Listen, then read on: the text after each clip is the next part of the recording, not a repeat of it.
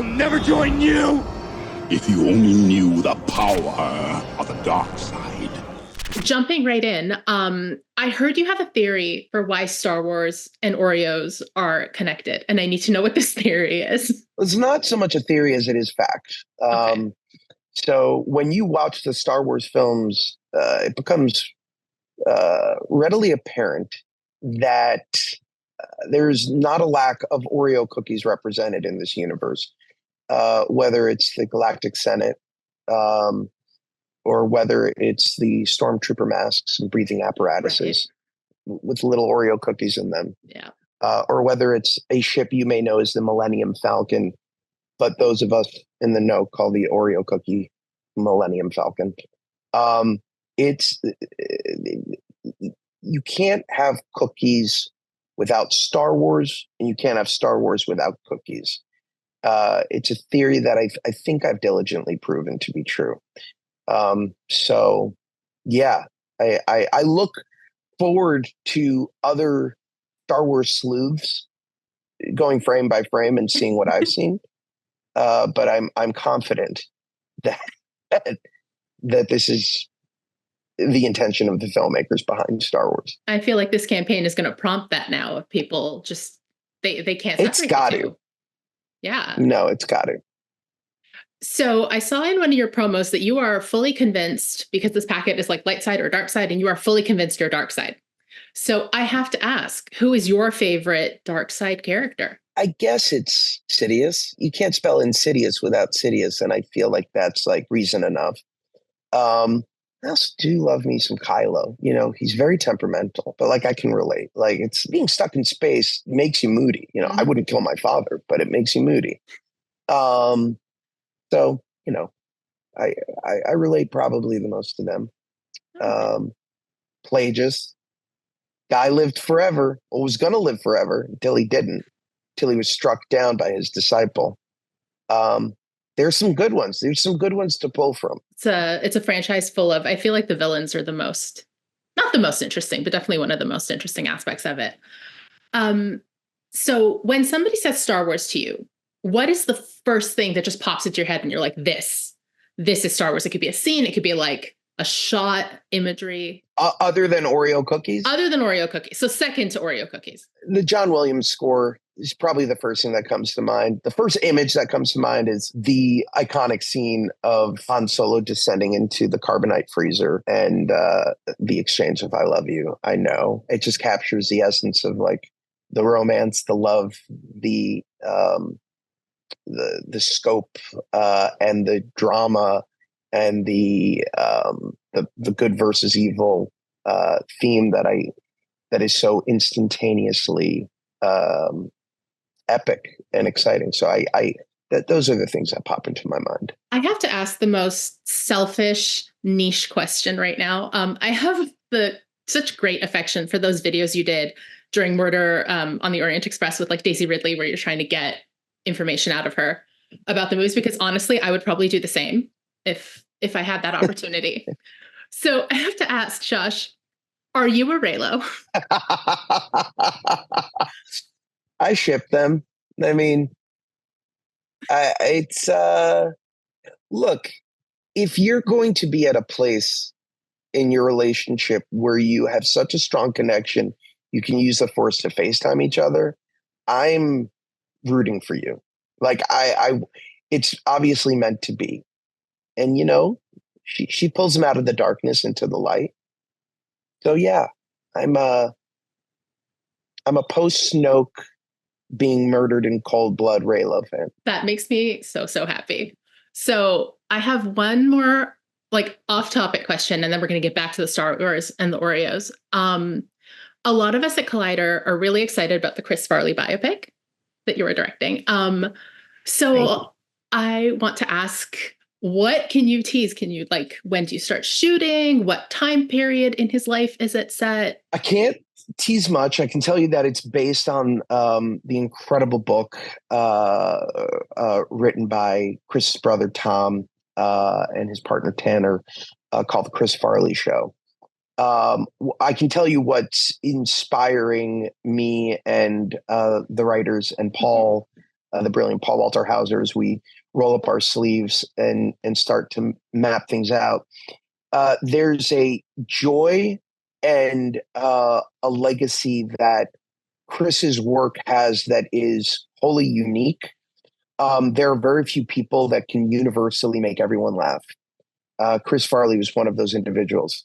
So what I hope to capture is the essence of that in the same way that I don't know if you had a chance to ever watch the Adam Sandler Chris Farley tribute song, but nice. It's incredible, and it sort of again captures the essence of what made Chris a comedy hero to so many of us, and that's going to track his journey through thick and thin, oftentimes thick and oftentimes thin, and it's going to do so in a way that I hope makes people laugh and sometimes cry.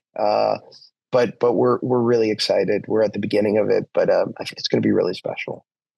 And for me, it was really important. I've wanted to direct for a while, but I knew that I needed to do something that was very personal, and a story about struggle with weight, struggle with confidence, struggle with inner demons, and wanting to make people laugh, even at sometimes if it's your own expense.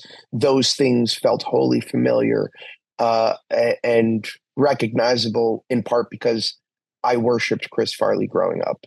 So it's sort of a full circle project for me, and in a way I see a lot of myself in it. I'm very excited. My like origins are in sketch comedy, so I'm really excited to see. Oh, amazing.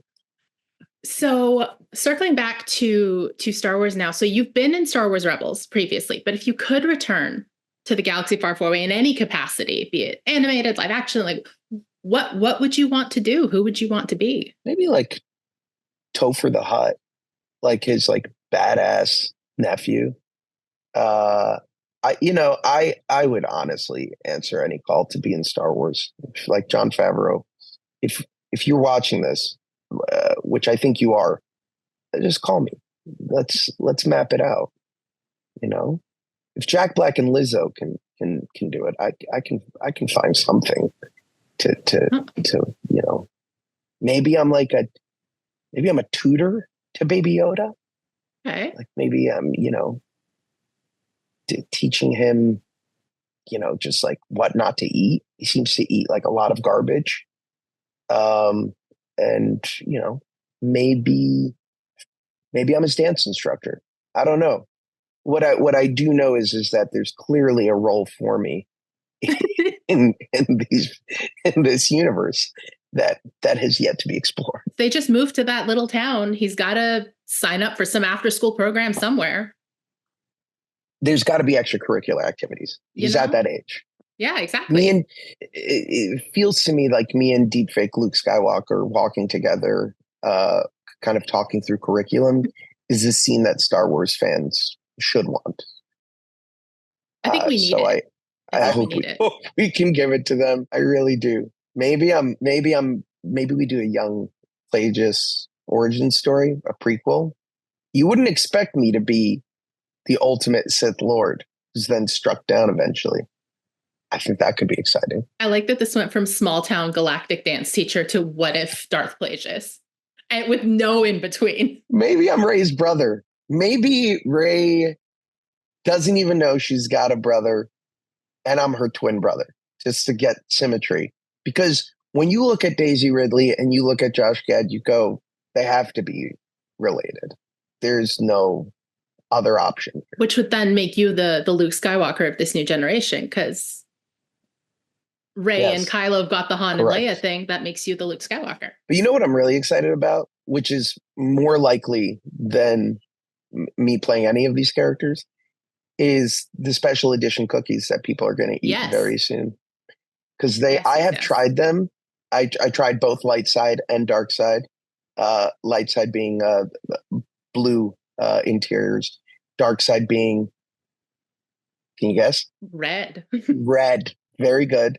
And each of these cookies has an image of a famous character from the Star Wars universe on them. It's really kind of like my favorite thing ever made outside of like my children, which I helped make.